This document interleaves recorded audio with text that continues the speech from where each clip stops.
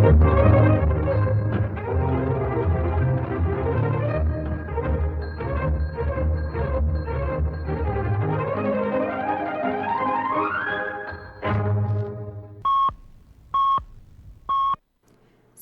کے 3 بجے ہیں۔ السلام علیکم، یہ ریڈیو پاکستان ہے۔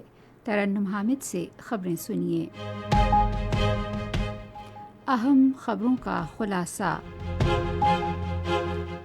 وزیر اعظم ازبکستان میں اقتصادی تعاون تنظیم کے 16ویں سربراہ اجلاس میں شرکت کے لیے تاشقند میں ہیں۔ انوار الحق کاکڑ نے امید ظاہر کی ہے کہ افغانستان کی عبوری حکومت اپنی سرزمین پر تحریک طالبان پاکستان کے ٹھکانوں اور ان کے تربیتی کیمپوں کو ختم کرنے کے لیے ہر ممکن اقدام کرے گی۔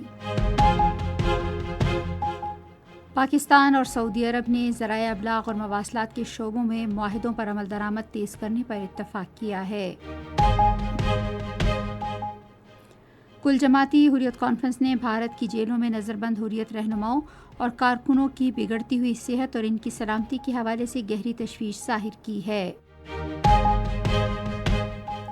معروف شاعر، فلسفی، سوانح نگار اور دانشور جان ایلیا کی آج 21ویں برسی منائی جا رہی ہے۔ اور بھارت کے شہر پونے میں ICC عالمی کرکٹ کپ میں انگلینڈ اور نیدرلینڈز کے درمیان میچ جاری ہے۔ اور اب خبریں تفصیل کے ساتھ۔ وزیر اعظم انوار الحق کاکڑ ازبکستان کے سرکاری دورے پر تاشقند پہنچ گئے ہیں، جہاں وہ اقتصادی تعاون تنظیم کے 16ویں سربراہ اجلاس میں شرکت کریں گے۔ ازبک وزیر اعظم عبداللہ نعمتوویچ آریپوف نے وزیر اعظم انوار الحق کاکڑ کا تاشقند کے بین الاقوامی ہوائی اڈے پر استقبال کیا۔ وزیر اعظم ازبکستان کی قیادت اور اجلاس میں شریک دوسرے رہنماؤں سے ملاقاتیں بھی کریں گے۔ نگران وزیر خارجہ جلیل عباس جیلانی اور نگران وزیر تجارت گوہر اعجاز بھی وزیر اعظم کے ہمراہ ہیں۔ نگران وزیر اعظم انوار الحق کاکڑ نے افغان حکومت سے مطالبہ کیا ہے کہ وہ افغانستان میں غیر قانونی طور پر مقیم پاکستانیوں اور پاکستان میں دہشت گردی کی سرگرمیوں میں ملوث عناصر کو پاکستان کے حوالے کرے۔ انہوں نے آج اسلام آباد میں ایک نیوز کانفرنس سے خطاب کرتے ہوئے کہا کہ دوسری صورت میں ہم افغان حکومت سے توقع رکھتے ہیں کہ وہ اپنی سرزمین پر تحریک طالبان پاکستان کے خفیہ ٹھکانوں اور تربیتی کیمپوں کے خاتمے کے لیے تمام ممکنہ اقدامات کرے گی۔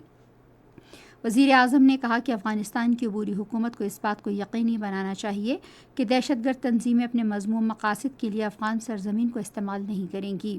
انوار الحق کاکڑ نے افغانوں سمیت غیر قانونی طور پر ملک میں مقیم غیر ملکی شہریوں کو ان کے ملک بھیجنے کے پاکستان کے فیصلے کے بعد بعض افغان رہنماؤں کے دھمکی آمیز بیانات پر افسوس کا اظہار کیا۔ وزیر اعظم نے کہا کہ تمام ریاستی اداروں نے غیر قانونی طور پر مقیم افغان شہریوں کی باوقار انداز میں اپنے ملک واپسی یقینی بنانے کے لیے تورخم، چمن اور دیگر سرحدی علاقوں میں بہترین انتظامات کیے ہیں۔ انہوں نے کہا کہ ہم افغان حکومت سے بھی توقع رکھتے ہیں کہ وہ وطن واپس آنے والوں کو سہولت فراہم کرنے کے لیے سرحد کی دوسری طرف پاکستان کی طرز پر مناسب اقدامات کرے گی۔ وزیر اعظم نے کہا کہ پاکستان کو افغان حکومت سے توقعات ہیں کہ وہ TTP کے خلاف سخت کارروائی کرے گی۔ تاہم بدقسمتی سے عبوری افغان حکومت کے قیام سے پاکستان میں دہشت گردی کی کارروائیوں میں 60% اضافہ ہوا ہے اور افغانستان سے ان بزدلانہ حملوں میں TTP کا ہاتھ ہے۔ حکومت غیر قانونی طور پر پاکستان میں مقیم افغان شہریوں کو اپنے ملک واپسی کے لیے تورخم اور چمن سرحدی گزرگاہوں پر سہولت فراہم کر رہی ہے۔ ہزاروں افغان پاک افغان سرحد کے ذریعے روزانہ اپنے وطن واپس جا رہے ہیں۔ اب تک پاکستان میں غیر قانونی طور پر مقیم 2,03,639 افغان شہری افغانستان واپس جا چکے ہیں۔ پاکستان اور سعودی عرب نے ذرائع ابلاغ، ڈرامہ اور دیگر متعلقہ شعبوں میں تعاون کے مزید فروغ پر اتفاق کیا ہے۔ یہ اتفاق رائے نگران وزیر اطلاعات و نشریات مرتضیٰ سولنگی اور پاکستان میں سعودی عرب کے سفیر نواف بن سعید المالکی کے درمیان ملاقات میں ہوا۔ دونوں رہنماؤں نے ذرائع ابلاغ اور مواصلات کے شعبوں میں پاکستان اور سعودی عرب کے درمیان معاہدوں پر عمل درآمد کی رفتار تیز کرنے پر بھی اتفاق کیا۔ ملاقات میں رواں ماہ کی 12 تاریخ کو ہونے والے اسلامی تعاون تنظیم کے اجلاس کے حوالے سے بھی تبادلہ خیال کیا گیا۔ وزیر اطلاعات نے سعودی عرب کی طرف سے اسلامی تعاون تنظیم اجلاس کی میزبانی کا خیر مقدم کیا۔ مرتضیٰ سولنگی نے کہا پاکستان OIC کے بانی رکن کی حیثیت سے تنظیم کو مزید مضبوط کرنے کے لیے اپنا بھرپور کردار ادا کرتا رہے گا۔ انہوں نے سعودی فرمانروا شاہ سلمان بن عبدالعزیز اور ولی عہد شہزادہ محمد بن سلمان کے لیے نیک تمناؤں کا اظہار کیا۔ سعودی سفیر نے وزیر اطلاعات کو سعودی عرب کا دورہ کرنے کی دعوت بھی دی۔ یہ خبریں آپ ریڈیو پاکستان سے سن رہے ہیں۔ ایتھوپیا کے سفیر جمال باقر عبداللہ نے آج کراچی میں سندھ کے وزیر اعلیٰ ریٹائرڈ جسٹس مقبول باقر سے ملاقات کی۔ ملاقات میں دو طرفہ تعلقات، تجارت، متاثرین سیلاب کی بحالی اور دوسرے امور پر تبادلہ خیال کیا گیا۔ وزیر اعلیٰ نے کراچی سے ایتھوپیا ایئر لائن کی پرواز شروع کرنے پر سفیر کو مبارکباد دی اور امید ظاہر کی کہ دونوں ملکوں کے درمیان اب تجارت اور عوام کے رابطے مزید بڑھیں گے۔ ایتھوپیا کے سفیر نے کہا کہ پرواز کے آغاز سے تاجروں کی آمد میں اب آسانی ہوگی۔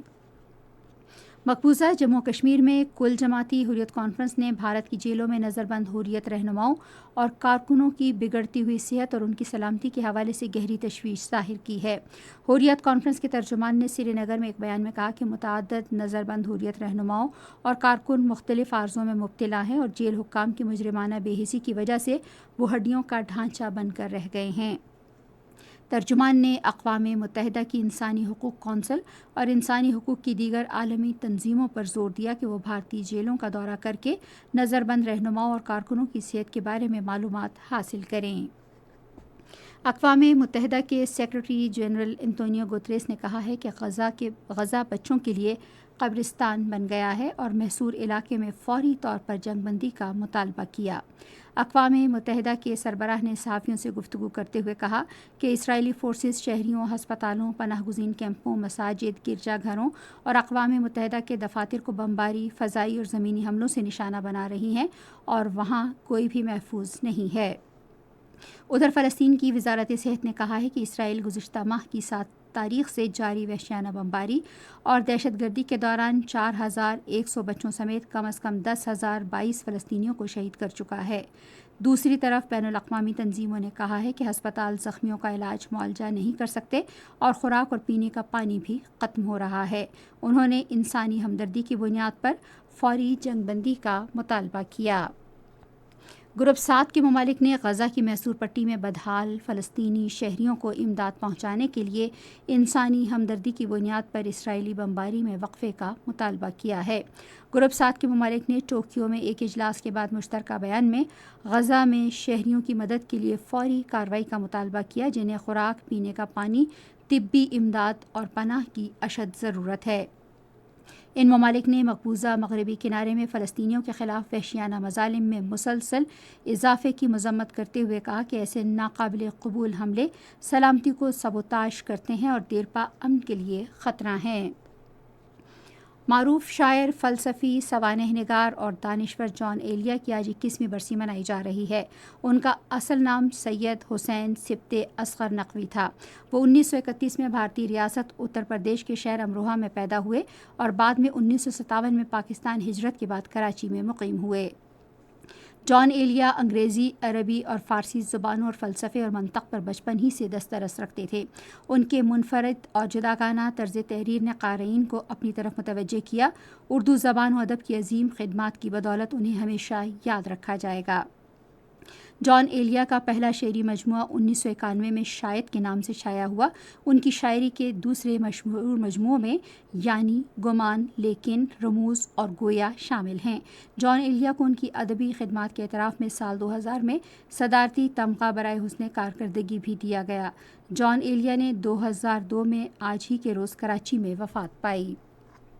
ریڈیو پاکستان آج شام 4:05 پر اپنے قومی پروگرام میں معروف شاعر جان ایلیا کی برسی کے سلسلے میں ایک فیچر پروگرام نشر کرے گا۔ بھارت کے شہر پونے میں عالمی کپ کرکٹ ٹورنامنٹ کے ایک میچ میں انگلینڈ نے نیدرلینڈز کے خلاف اب سے تھوڑی دیر پہلے تک 22 اوورز میں 139 رنز بنائے تھے اور اس کے 3 کھلاڑی آؤٹ ہوئے تھے۔ اس سے قبل انگلینڈ نے ٹاس جیت کر بیٹنگ کا فیصلہ کیا۔ محکمہ موسمیات کی پیشگوئی کے مطابق آئندہ 12 گھنٹے کے دوران ملک کے بیشتر بالائی حصوں میں مطلع ابر آلود رہے گا، جبکہ خیبر پختونخوا اور شمالی بلوچستان میں گرج چمک کے ساتھ بارش کا امکان ہے۔ تاہم خطہ پوٹوہار، کشمیر اور گلگت بلتستان میں شام اور رات کے اوقات میں بوندا باندی کے ساتھ مطلع ابر آلود رہے گا۔ آج ریکارڈ کیا گیا بعض شہروں کا درجہ حرارت: اسلام آباد اور Lahore 26 degree centigrade, Karachi 33، Peshawar 25، Quetta 16، Gilgit 20، مریض 17، مظفر آباد 22، سری نگر 15، جموں 26 اور Leh 6 degree centigrade record کیا گیا۔ آخر میں خاص خبروں کے خلاصے پر ایک نظر۔ وزیر اعظم ازبکستان میں اقتصادی تعاون تنظیم کے 16ویں سربراہ اجلاس میں شرکت کے لیے تاشقند میں ہیں۔ پاکستان اور سعودی عرب نے ذرائع ابلاغ اور مواصلات کے شعبوں میں معاہدوں پر عمل درآمد تیز کرنے پر اتفاق کیا ہے۔ خبریں ختم ہوئی۔ مزید خبروں اور تجزیوں کے لیے آئیے ہماری ویب سائٹ پر radio.gov.pk اور فیس بک کے link radio Pakistan news official پر براہ راست ویڈیو اسٹریمنگ بھی ملاحظہ کیجیے۔